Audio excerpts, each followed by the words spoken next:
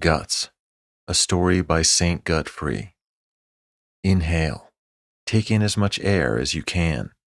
This story should last about as long as you can hold your breath, and then a little bit longer. So listen as fast as you can. A friend of mine, when he was 13 years old, he heard about pegging. This is when a guy gets banged up the butt with a dildo. Stimulate the prostate gland hard enough, and the rumor is you can have explosive hands-free orgasms. At that age, this little friend's a sex maniac. He's always jonesing for a better way to get his rocks off. He goes out to buy a carrot and some petroleum jelly to conduct a little private research. Then he pictures how it's going to look at the supermarket check stand, the lonely carrot and petroleum jelly rolling down the conveyor belt towards the grocery store cashier. All the shoppers waiting in line, watching. Everyone seeing the big evening he has planned. So my friend, he buys milk and eggs and sugar and a carrot, all the ingredients for a carrot cake, and Vaseline, like he's going home to stick a carrot cake up his butt. At home, he whittles the carrot into a blunt tool. He slathers it with grease and grinds his ass down on it. Then nothing. No orgasm. Nothing happens except it hurts. Then this kid, his mom yells it's supper time. She says to come down right now. He works the carrot out and stashes the slippery, filthy thing in the dirty clothes under his bed. After dinner, he goes to find the carrot and it's gone. All his dirty clothes while he ate dinner. His mom grabbed them all to do laundry. No way she could not find the carrot, carefully shaped with a paring knife from her kitchen, still shiny with lube and stinky. This friend of mine, he waits months under a black cloud, waiting for his folks to confront him, and they never do, ever. Even now he's grown up. That invisible carrot hangs over every Christmas dinner, every birthday party, every Easter egg hunt with his kids, his parents' grandkids. That ghost carrot is hovering over all of them. That's something too awful to name. People in France have a phrase, spirit of the stairway. In French, l'esprit du escalier. It means that moment when you find the answer, but it's too late. Say you're at a party and someone insults you. You have to say something. So under pressure, with everybody watching, you say something lame. But the moment you leave the party, as you start down the stairway, then magic. You come up with the perfect thing you should have said, the perfect crippling put-down. That's the spirit of the stairway. The trouble is, even the French don't have a phrase for the stupid things you actually do say under pressure, those stupid, desperate things you actually think or do. Some deeds are too low to even get a name, too low to even get talked about. Looking back, kids' psych experts, school counselors now say that most of the last peak in teen suicide was kids trying to choke while they beat off. Their folks would find them, a towel twisted around the kid's neck, the towel tied to the rod in their bedroom closet, their kid dead. Dead sperm everywhere. Of course, the folks cleaned up. They put some pants on their kid. They made it look better, intentional at least, the regular kind of sad teen suicide. Another friend of mine, a kid from school, his older brother in the Navy said how guys in the Middle East jack off different than we do here.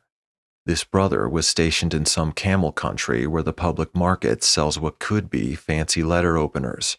Each fancy tool is just a thin rod of polished brass or silver, maybe as long as your hand, with a big tip at one end, either a big metal ball or a kind of fancy carved handle you'd see on a sword. This Navy brother said how Arab guys get their dick hard and then insert this metal rod inside the whole length of their boner. They jack off with the rod inside, and it makes getting off so much better, more intense. It's this big brother who travels around the world, sending back French phrases, Russian phrases, helpful jack-off tips. After this, the little brother, one day he doesn't show up to school. That night, he calls to ask if I'll pick up his homework for the next couple weeks, because he's in the hospital. He's got to share a room with old people getting their guts worked on. He says how they all have to share the same television. All he's got for privacy is a curtain. His folks don't come to visit. On the phone, he says how right now his folks could just kill his big brother in the Navy. On the phone, the kid says how, the day before, he was just a little stoned. At home, in his bedroom, he was flopped on the bed. He was lighting a candle and flipping through some old porno magazines, getting ready to beat off. This is after he's heard from his Navy brother, that helpful hint about how Arabs beat off. The kid looks around for something that might do the job. A ballpoint pen's too big. A pencil's too big and rough. But, drip down the side of the candle, there's a thin, smooth ridge of wax that just might work. With just the tip of one finger, this kid snaps the long ridge of wax off the candle. He rolls it smooth between the palms of his hands, long and smooth and thin. Stoned and horny, he slips it down inside, deeper and deeper into the piss slit of his boner. With a good hank of wax still poking out the top, he gets to work. Even now, he says those Arab guys are pretty damn smart. They've totally reinvented jacking off. Flat on his back in bed, things are getting so good this kid can't keep track of the wax. He's one good squeeze from shooting his wad when the wax isn't sticking out anymore. The thin wax rod, it's slipped inside, all the way inside. So deep inside he can't even feel the lump of it inside his piss tube. From downstairs, his mom shouts it's supper time. She says to come down right now. The wax kid and the carrot kid are different people, but we all live pretty much the same life. It's after dinner when the kid's guts start to hurt. It's wax, so we figured maybe it would just melt inside him and he'd piss it out. Now his back hurts, his kidneys, he can't stand straight. This kid talking on the phone from his hospital bed. In the background you can hear bells ding, people screaming, game shows. The x-rays show the truth, something long and thin, bent double inside his bladder. This long thin V inside him, it's collecting all the minerals in his piss. It's getting bigger and more rough, coated with crystals of calcium. It's bumping around, ripping up the soft lining of his bladder, blocking his piss from getting out. His kidneys are backed up. What little that leaks out of his dick is red with blood. This kid, with his folks, his whole family, them looking at the black x-ray with the doctor and the nurses standing there, the big V of wax glowing white for everybody to see. He has to tell the truth, the way Arabs get off, what his big brother wrote him from the Navy. On the phone right now, he starts to cry. They paid for the bladder operation with his college fund. One stupid mistake, and now he'll never be a lawyer. Sticking stuff inside yourself, sticking yourself inside stuff, a candle in your dick or your head in a noose. We knew it was going to be big trouble. What got me in trouble, I called it pearl diving. This meant whacking off underwater, sitting on the bottom at the deep end of my parents' swimming pool.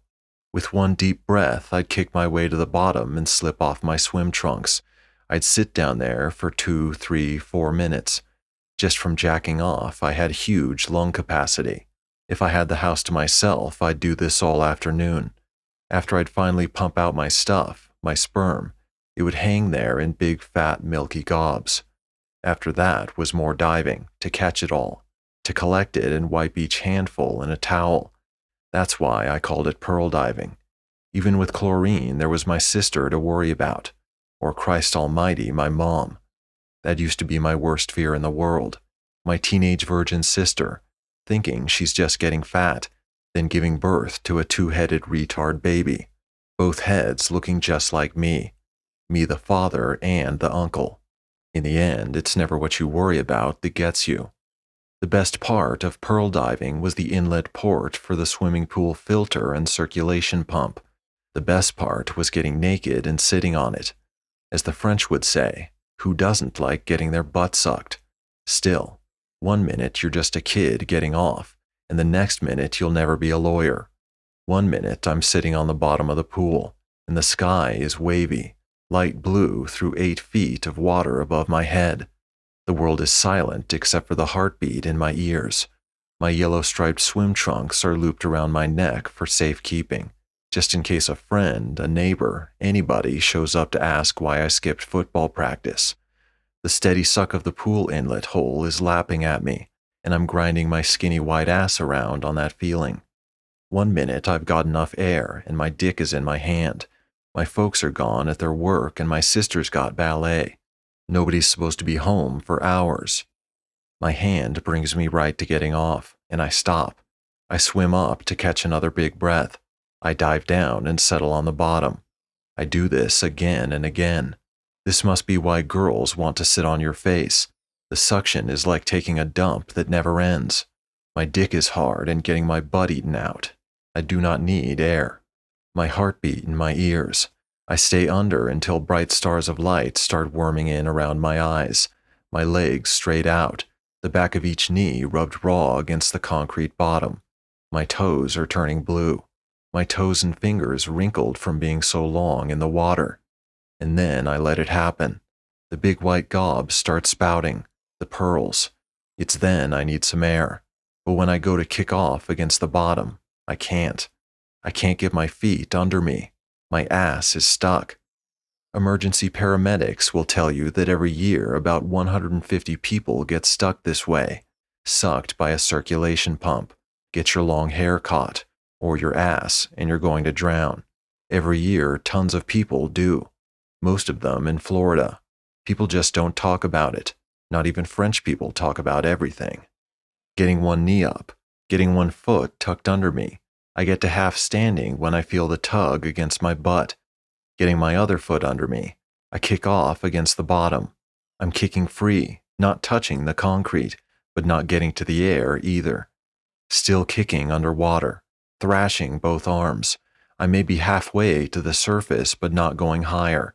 My heartbeat inside my head getting loud and fast. The bright sparks of light crossing and crisscrossing my eyes.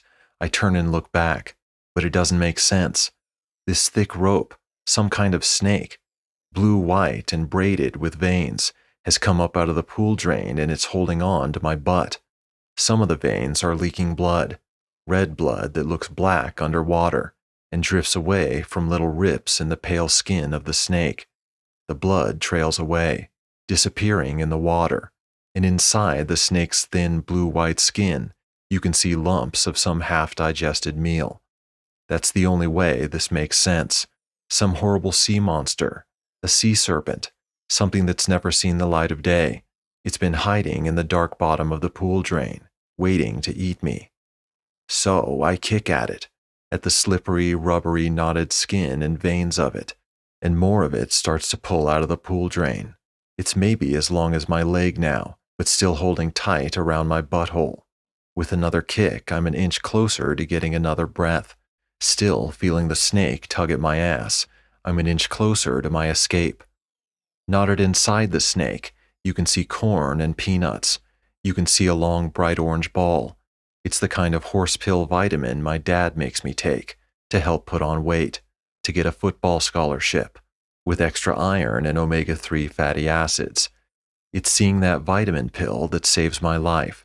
It's not a snake. It's my large intestine, my colon pulled out of me, what doctors call prolapsed. It's my guts sucked into the drain. Paramedics will tell you a swimming pool pump pulls 80 gallons of water every minute. That's about 400 pounds of pressure. The big problem is, we're all connected together inside. Your ass is just the far end of your mouth. If I let go, the pump keeps working, unraveling my insides until it's got my tongue.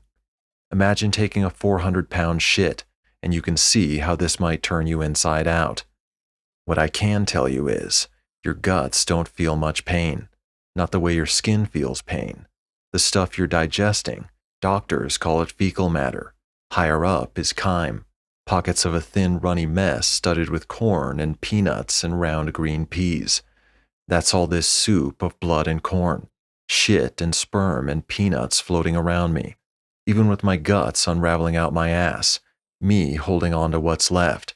Even then, my first want is to get my swimsuit back on. God forbid my folks see my dick. My one hand holding a fist around my ass, my other hand snags my yellow-striped swim trunks and pulls them from around my neck. Still, getting into them is impossible. You want to feel your intestines? Go buy a pack of those lambskin condoms. Take one out and unroll it. Pack it with peanut butter. Smear it with petroleum jelly and hold it under water. Then try to tear it. Try to pull it in half. It's too tough and rubbery. It's so slimy you can't hold on. A lambskin condom. That's just plain old intestine. Now you can see what I'm up against. Let go for a second and you're gutted. You swim for the surface, for a breath, and you're gutted. You don't swim and you drown. It's a choice between being dead right now or a minute from right now. What my folks will find after work is a big naked fetus curled in on itself, floating in the cloudy water of their backyard pool, tethered to the bottom by a thick rope of veins and twisted guts. The opposite of a kid hanging himself to death while he jacks off. This is the baby they brought home from the hospital 13 years ago. Here's the kid they hoped would snag a football scholarship and get an MBA, who'd care for them in their old age. Here's all their hopes and dreams, floating here, naked and dead.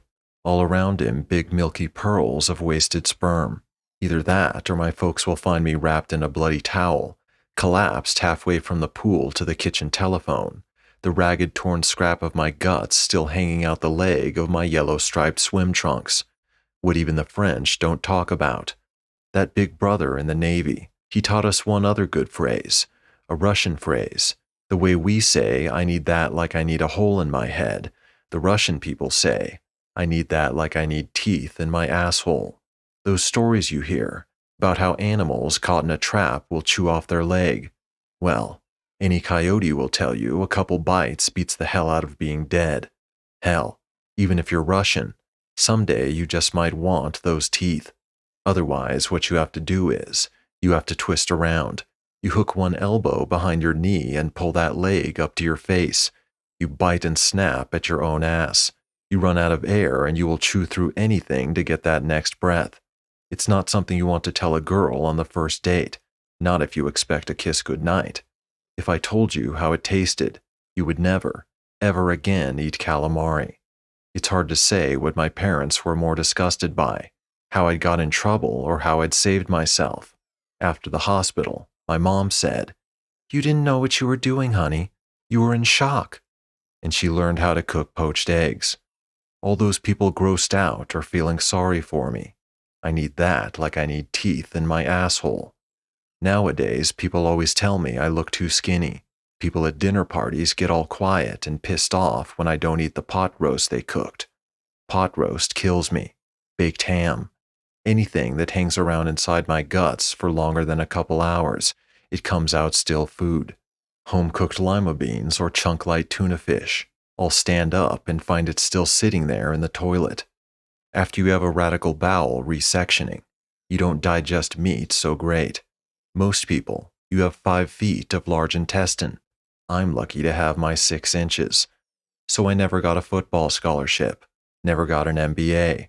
Both my friends, the wax kid and the carrot kid, they grew up, got big. But I never weighed a pound more than I did that day when I was 13. Another big problem was, my folks paid a lot of good money for that swimming pool. In the end, my dad just told the pool guy it was a dog. The family dog fell in and drowned. The dead body got pulled into the pump. Even when the pool guy cracked open the filter casing and fished out a rubbery tube, a watery hank of intestine with a big orange vitamin pill still inside, even then my dad just said, "That dog was fucking nuts." Even from my upstairs bedroom window, I could hear my old man say, "We couldn't trust that dog alone for a second." Then my sister missed her period. Even after they changed the pool water, after they sold the house and we moved to another state, after my sister's abortion, even then my folks never mentioned it again, ever. This is my family's invisible carrot. Now, you can take a good deep breath, because I still have not.